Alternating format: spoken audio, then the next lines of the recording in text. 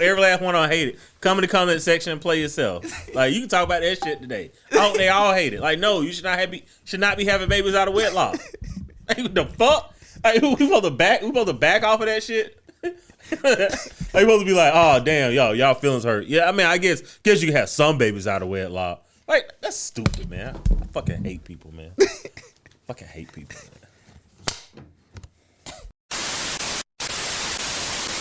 Got back.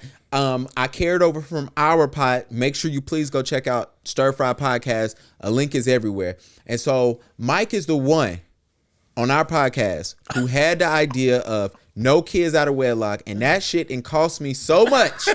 But if y'all ever have a problem, Mike is the leader of that logic. Hey. And I carried it over to this podcast, and I got people who be, hold on, what a gunshot? At Pastor Mike Will, if anybody wants to debate that. Like, I always say this, you're not going to convince me that having kids out of wedlock is better than having kids in the 2-parent home.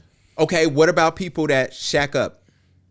Look, I mean, I don't care about who you stay with, who you sleep with, and all those things. Okay. But I will say to women, if you're with a man and this man is professing his love for you, okay, why hasn't he taken you off the market and made you his, right?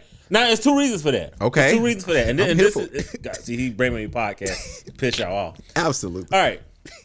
If a man is dating you and he has not asked to marry you, all right, it's not that he doesn't love you. Most of the time, it's because there is something that you're doing as a woman or not doing that is it costs him too much. He's not willing to move forward until you change.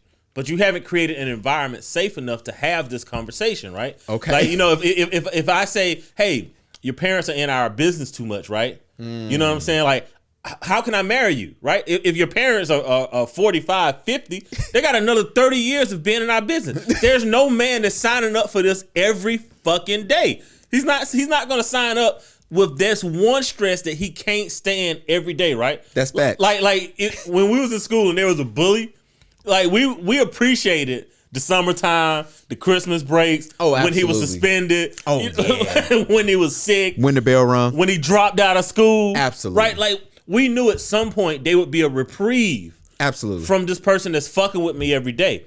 But when you're talking about marriage, men don't think of marriage like I could jump in and jump out. Nah. Men think of marriage forever. So if a man isn't claiming you, right, he's either a sorry man or there's something about you that you haven't even thought of changing. What about the chicks who say, not all of us want to get married, but they still want kids?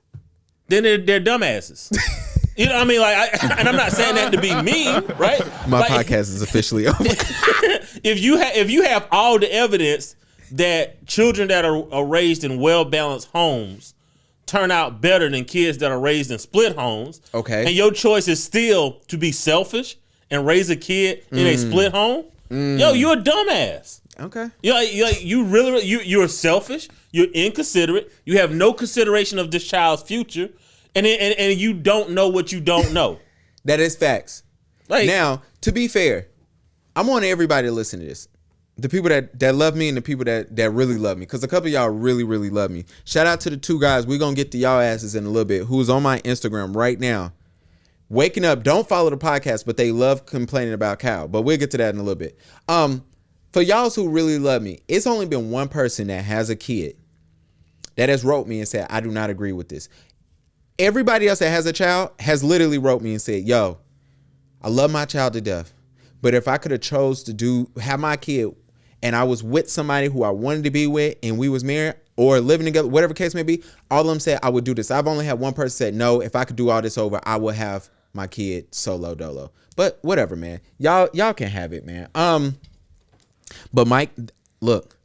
Do not have kids out of wedlock. Especially men. Especially men. Like, and that's who I was talking to. Like, especially men, because the financial financial ramifications of having a child out of wedlock will prevent you from doing really anything that you want to do for the next 20, 25 years. Absolutely. It will. Like, even if you think you're going to be a deadbeat, bro.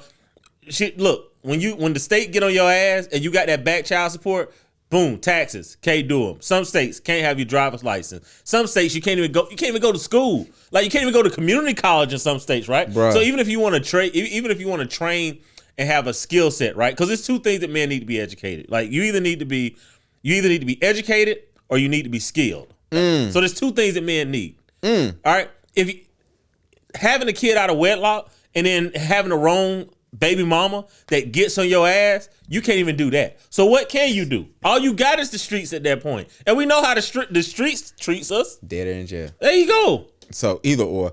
Give me the benefit. Somebody post the benefit. What's the benefit of having a child out of wedlock? Go post it in the comments on Gavin's page. Tag me at Pastor Mike's Will. Just gonna fuck up my page. We would definitely put that on my page and see what the fuck y'all got to say. Before we move,